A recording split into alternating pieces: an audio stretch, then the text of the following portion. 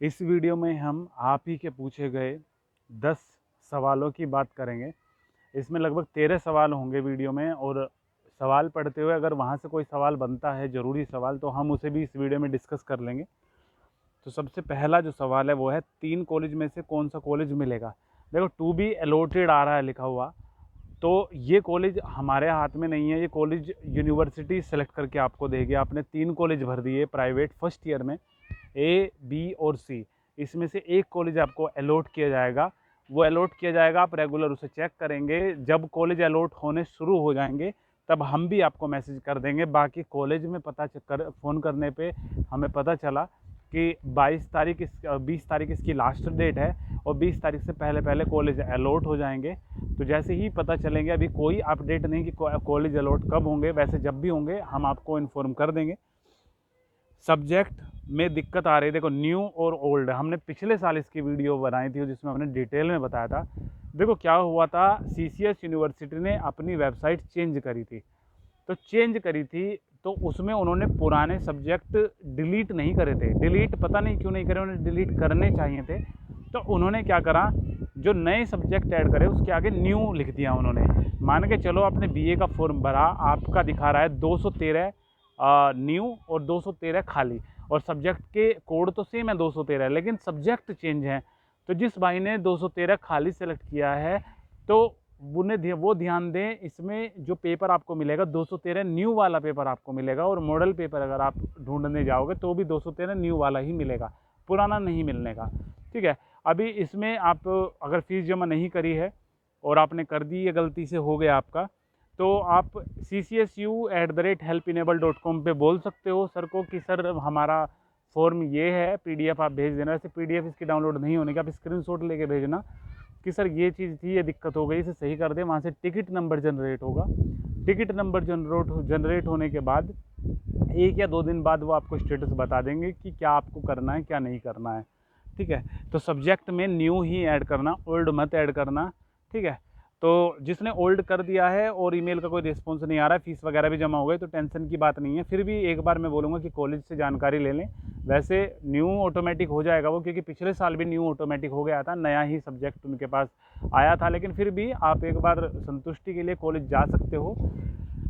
Form भर दिया, कब तक कॉलेज अलॉट होगा, तो भाई कॉलेज 20 तारीख से पहले पहले अलॉट हो जाएगा। अभी कोई फिक्स डेट नहीं है। देखो अभी हम बता रहे हैं कि 40 दिन बाद पेपर की स्कीम वगैरह आ जाएगी, 40 दिन बाद पेपर होने की संभावना है। लेकिन ये तब है जब 20 तारीख ही इसकी लास्ट डेट है। अब 20 तारीख से बढ़ा के लास्ट डेट कर दी आपकी, 30 तारीख कर दी, या फिर अगले महीने में कर दी 10 तारीख, तो फिर उतने ही आगे दिन 10-15 दिन और बढ़ जाएंगे। ठीक है। लास्ट डेट इसकी 20 तारीख है प्राइवेट फॉर्म की। कोई गलती हो गई है तो कैसे सही करें। अगर फॉर्म में कोई गलती हो जाती है तो अगर पीडीएफ सेंड कर सकते हो तो पीडीएफ के साथ लिखें, जो भी गलती हो गई है हिंदी में लिखें, हिंदी की जो मैसेज लैंग्वेज होती है उसमें लिखें। इंग्लिश में अगर इंग्लिश आपकी सही है, अच्छी है, समझ में आती है तो लिखें।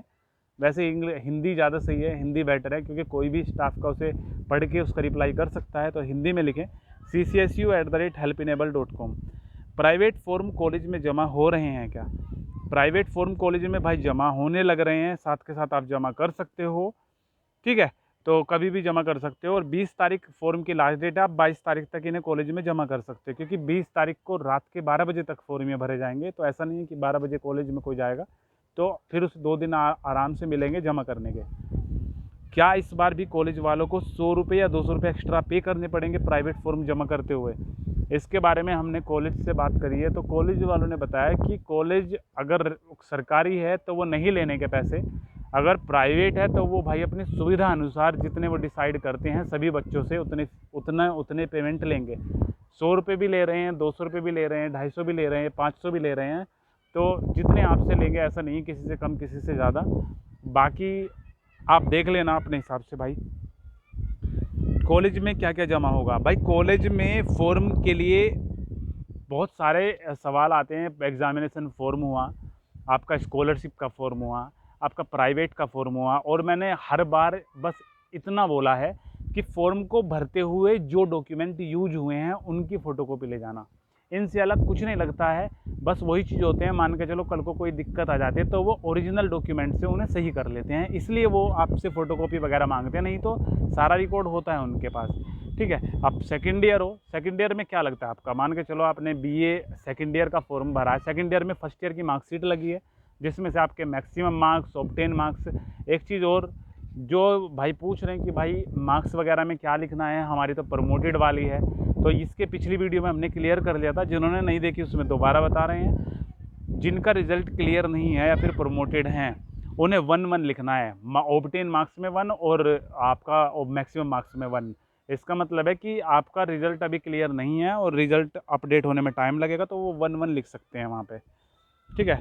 तो इसमें हो गए कॉलेज में क्या क्या जमा करना होगा ये बता दिया। प्राइवेट सेकंड ईयर में भी 3 कॉलेज सेलेक्ट करने होंगे क्या भाई, प्राइवेट फर्स्ट ईयर में ही 3 कॉलेज सेलेक्ट होते हैं, उसके बाद जब सेकंड ईयर या थर्ड ईयर करोगे सिंगल कॉलेज उसमें सेलेक्ट करना होता है, जिसमें आपका जिस कॉलेज में आप थे वो नहीं आएगा लिस्ट में, बाकी सब कॉलेज के नाम आएंगे, ठीक है। जब थर्ड ईयर में आप भरोगे तो बस सेकंड ईयर वाला कॉलेज नहीं आने का, बाकी फर्स्ट ईयर में थे वो भी आएगा और बाकी जो अलग से हैं वो भी आएंगे, ठीक है। मतलब जिस क्लास में प्राइवेट में आप थे रिसेंटली वो लिस्ट से हट जाएगा, बाकी सब आएंगे, ठीक है। अगर प्राइवेट फॉर्म आज भरता हूँ तो कब तक कॉलेज में जमा करना होगा, इसका हमने बता दिया कि भाई 20 तारीख लास्ट डेट है, 20 तारीख तक आप कभी भी जमा कर सकते हो। ऐसा नहीं कि आज भर दिया तो कल को ही जमा करना पड़ेगा, लेकिन जल्दी जमा करना सही रहता है। अगर कुछ कमी मिलती है तो उसे करेक्शन करने का उसमें टाइम मिल जाता है। NAD ID के बिना फॉर्म जमा हो जाएगा भाई, NAD ID के बिना अभी फॉर्म जमा कर रहे हैं, अभी NAD ID पे इतना ज़्यादा जोर नहीं है जैसे जितना पिछली बार था, ठीक है। तो NAD ID का टेंशन मत लो, NAD ID फॉर्म में ना भी भरोगे तो भी कोई दिक्कत नहीं है, फॉर्म भरते हुए NAD ID डालो मत डालो कोई दिक्कत नहीं है। और जिसने पिछले साल NAD ID जमा कर दी थी तो उन्हें तो टेंशन लेने की ज़रूरत नहीं है, दोबारा उन्हें नहीं बनानी, क्योंकि NAD ID सिंगल टाइम बनती है एक वेबसाइट पे। न्यू NAD ID बनवाई CVL वाली वेबसाइट पर उसमें NAD ID तो आ नहीं रही लिखी हुई। भाई NAD ID आपने बनवा ली, उसे आप कॉलेज में जमा करोगे जब कॉलेज वाले मांगेंगे, कॉलेज में मांगने के बाद उसे कॉलेज वाली वेरीफाई करते हैं, कॉलेज वाले जब उसे वेरीफाई करेंगे उसके बाद वो आएगी लिखी हुई। मान के चलो आप BA फर्स्ट ईयर में हो, आपने NAD ID cvl.nad.co.in पर बना दी, जो कि फ़िलहाल की अपडेट के अकॉर्डिंग सही वेबसाइट है, सही वेबसाइट है, जिस पे बोल रहे हैं कि हाँ इस पे चल जाएगी। तो मान के चलो इस पे कॉलेज वाले वेरीफाई कर देते हैं, तो आप अगर अगले साल सेकेंड ईयर का फॉर्म भरोगे तो NAD ID वाले कॉलम में भरी हुई मिलेगी। कुछ बच्चों ने पिछले साल भरा था लेकिन इस साल उन्हें नहीं मिली भरी हुई, कुछ बच्चों में मिली है भरी हुई। तो अभी ये चीज़ नई नई स्टार्ट हुई थी पिछले साल, तो इतनी ज़्यादा स्टेबल नहीं है, तो जिनकी नहीं भरी हुई मिली थी उन्होंने जमा कर दी थी, तो वो भी टेंशन लेने की उन्हें ज़रूरत नहीं है, धीरे धीरे हो जाएगा सब सही, ठीक है। तो ये सवाल थे जो सबसे ज़्यादा आपने पूछे थे, और इनके अलावा अगर कोई सवाल आपका है तो कमेंट करना, कोशिश करेंगे जितना जल्दी हो सके उसे रिप्लाई करेंगे।